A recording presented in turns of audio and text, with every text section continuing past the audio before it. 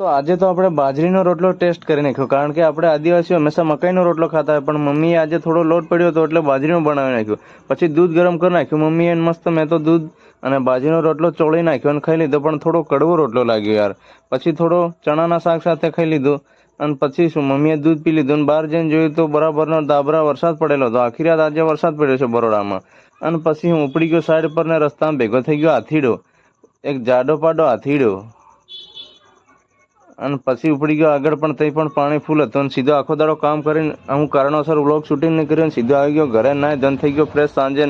પછી હું મમ્મી સાથે વાતો કરતા હતા પલંગે, ને એટલી વારમાં તો પપ્પા ઘરેથી કેરીઓ લાવ્યા હતા. તો એક મને પાકી કેરી મળી ગઈ તો ખાઈ લીધી ને મજા આવી ગઈ. પછી શું મગફળી શેકાઈ ગઈ, પપ્પાએ શેકી નાખી. તો પછી શું હું મમ્મી બે ગયા ખાવા. પછી પપ્પા આવી ગયા, બધાએ ખાઈ લીધી મગફળી. અને પછી મકાઈનો રોટલો બની ગયો તો એટલે મસ્ત ખાઈ લીધો. મિની વ્લોગ અહીં ખતમ. બધાને જય શ્રી રામ, બાય બાય.